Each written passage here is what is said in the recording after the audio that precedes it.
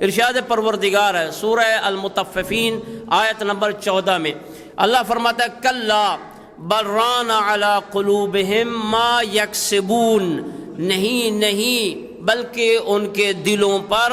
ان کے برے اعمال جو کماتے ہیں ان کے برے اعمال کی وجہ سے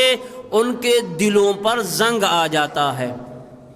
یعنی جب ہم پیدا ہوتے ہیں اس لیے ہم کہتے ہیں یہ بچہ معصوم ہے، یعنی اس پہ کوئی گناہ وغیرہ نہیں ہے، اس کا دل بالکل صاف ستھرا سفید اور نہایت ہی پاک اور پاکیزہ دل ہوتا ہے۔ جیسے اس میں انسان دنیا میں آ کے گناہ کرنا شروع کر دیتا ہے، وہ جو کمائیاں کرنا شروع کر دیتا ہے، اس کی غیبت، اس کا مال کا ہڑپ کرنا، کرپشن کرنا، نماز نہ پڑھنا، روزہ نہ رکھنا وغیرہ وغیرہ، یہ چیزیں جب انسان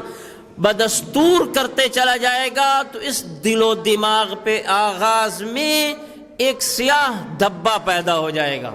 یہ اللہ نے بیان فرمایا ہے کہ انسان کیوں پھر اطاعت سے دور ہوتا چلا جاتا ہے۔ فرماتا ہے کہ چونکہ جب وہ معصیت کرنا شروع کر دیتا ہے، پہلے ایک رشتہ دار کو ناراض کیا، جاتا ہے تو چلا جائے، میں کون سا اس کا محتاج ہوں۔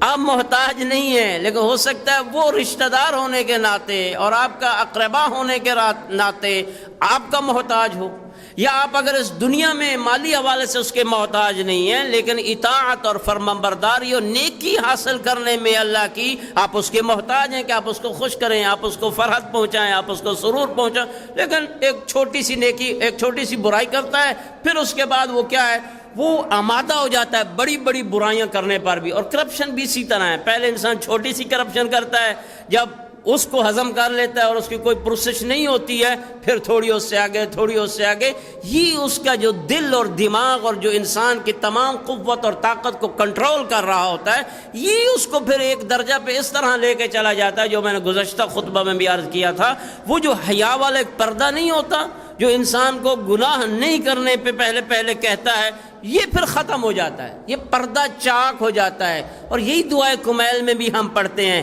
کہ یا اللہ میرے ان گناہوں کی مغفرت فرما جن گناہوں کی بدولت میرے اور آپ کے درمیان جو پردہ ہے نا وہ پردہ چاک ہو جاتا ہے، اس ستر وہ جو پردہ ہے اس کی حد ہو جاتی ہے، یعنی وہ پھر نہیں رہتا، یعنی مجھے پھر حیا نہیں آتی۔ پہلے میں اپنے استاد سے نہیں ڈرتا ہوں، اس سے پہلے گھر میں اپنی ماں باپ سے نہیں ڈرتا ہوں، اس کو جسے کہتے ہیں کہ وہ بالکل اس کی پرواہ نہیں کی، ہضم کر گیا، پھر استاد سے بھی نہیں ڈر ہے، پھر اس کے بعد جو باس ہے اس کے بھی ڈر نہ رہا، رفتہ پھر جو رب العالمین ہے پھر اس سے بھی حیا اور ڈر نہیں رہتا ہے، پھر جو مرضی شتر بے مہار کی طرح کرتا رہے۔ اسی کو قرآن مجید میں سورہ المطففین 14 نمبر آیت میں اللہ رب العزت نے فرمایا پھر ایک گھڑی آ جاتی ہے، پھر اس کا دل کیا ہو جاتا ہے، سیاہ ہو جاتا ہے،